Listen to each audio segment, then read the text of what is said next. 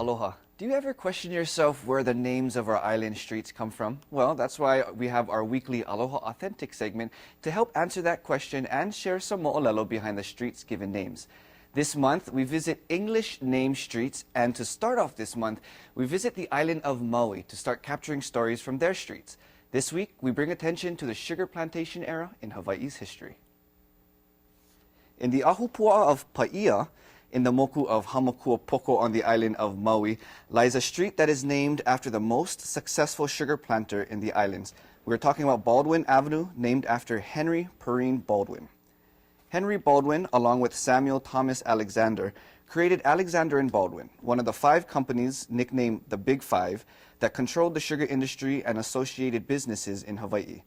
Both Baldwin and Alexander were sons of missionaries, and they first met in 1843 as little children, then grew up together, became close friends, and later started working together at the Waihe'e sugar plantation, Alexander as the manager and Baldwin as his assistant.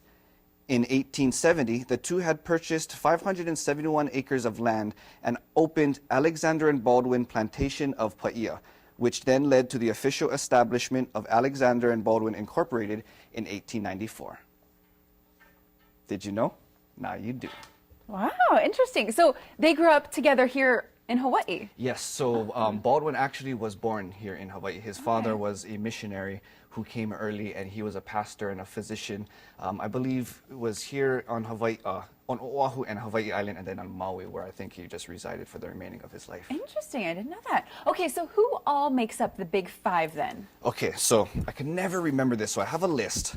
Castle and Cook, Alexander and Baldwin, of course, which we know today. C. Brewer and Company, American Factors, which is now known as AmFac, and Theo H. Davies and Company. Okay. So I know we're more familiar, especially with Alexander and Baldwin, or A and B today, but there still have some of these that continue. Okay, today. very cool. And so this is what they opened up. And where was the very first sugar plantation? It wasn't this one, was it? No, so these are actually all the buildings that reside here in downtown Honolulu. Okay. But the first sugar plantation actually opened in 1835 by Ladd and Company, and that was known as the Old Sugar Mill of Koloa, and that's on the island of Kauai. However, the first sugar mill in the kingdom was founded on the island of Lanai by a Chinese man in the year 1802. And then it didn't come until 1836 where the first shipment of sugar and its molasses throughout its production was shipped to the United States. Wow, very interesting. And of course, the sugar industry was huge here. How did this impact Hawaii? Oh, there's not enough time to share, but many different facets. And just to share a couple, one, sugar takes a lot of water to grow, which means a lot of water had to be directed from the mountains and the streams from reaching the communities down at the shoreline and divert it to the sugar, the plantations. So imagine it took about 1 ton of water to produce 1 pound of refined sugar. So that's a large amount of water. So it started to displace our Hawaiian communities that weren't getting the freshwater resource that they needed to survive. So that's one. And then two, of course, what we know as the Bayonet Constitution, which was a constitution written by a group of white businessmen, plantation workers, and lawyers that they forced King Kalakaua in the year 1887 to sign this new constitution at gunpoint, at bayonet point, hence the name. And that had stripped a lot of the powers from the Hawaiian monarchy and changed a bunch of things, including the voting process. So as an entity of Hawaii, it definitely changed its structure, how it moved forward from that point. And Hawaii known as a melting pot here, right? Do you think the sugar plantations had a big impact? Oh, definitely. So, of course, a bunch of different ethnic groups were brought to the islands because of the plantation.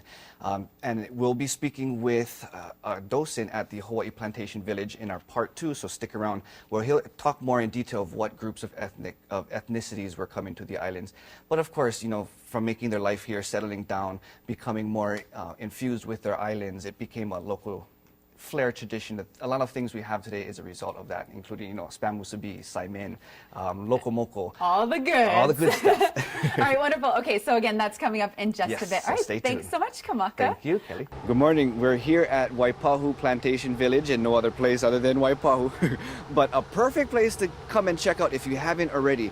Of course, in that first segment of Aloha Authentic, we were talking about Baldwin Avenue on the island of Maui, named after Henry Baldwin, which led into Alexander sugar in Baldwin, and we know that's one of the big five that led into the sugar industry. So who better to speak to than a docent here at the Waipahu Plantation Village, Robert Castro. Good morning, Uncle. Good morning. So thank you, first of all, for having us here and sharing your knowledge with us. More about the sugar industry. So can you give us just an overview of when this sugar industry took place and what was the outcome from it? Okay, so the first sugar plantation started on the island of Kauai at Kaloa in 1835. And as the demand for sugar increased, then as the planters went out seeking labor, the first country was China, where about 46,000 Chinese eventually came to Hawaii.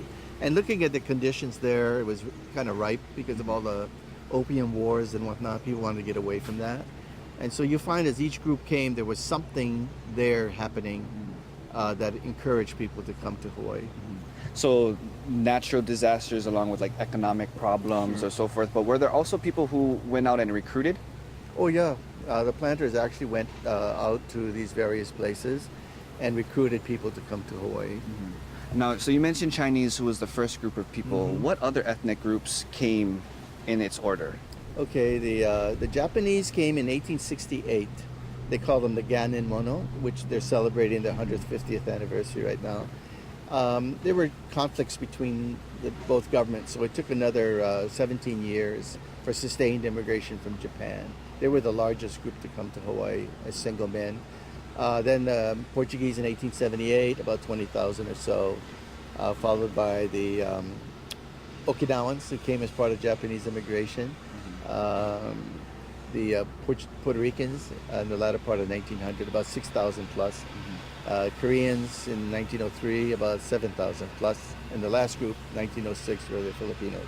Now, was there a strategy in the terms of when these groups of people were brought over by the plantation owners? The only one I've read about really where the Koreans were brought here specifically because there were some labor issues going on here. And so that might undercut what the folks here were demanding in better wages or better housing conditions. And but that's the only one that I recall specifically. The others was some countries were no longer allowing their people to come here. So the planters are looking for where the labor is. And so you go from one country to another and wherever you can find them. Now today, we all know Hawaii is such a unique place around the world where this mixing pot of different cultures. Does that come from the sugar industry era? Oh, of course, because and although immigrants spoke different languages, different customs, so they were in separate camps. But over time, these workers are sitting at lunch. We always talk about food, and so they sit around at lunch, and they're looking at each other's food, and then before you know it, they're sharing each other's food. And so you look at the cuisine today, where they're borrowing from all of these different ethnic groups to create new menu items, And so we believe that it really started on the plantations. Wow, that's so interesting. Thank you very much, Oh, Robert. We could be here all day to talk story. Sure. But in terms of food, we have the spam musubi, we have saimin, which I didn't know was not called saimin when you go to Japan. It's called ramen, so saimin is our own little flair. But a whole bunch of those. So to know that a lot of things today come from that era, it gives a little bit more respect. But for now, here at Waipahu Plantation Village, come check it out when you have the chance. Back to you ladies in the studio.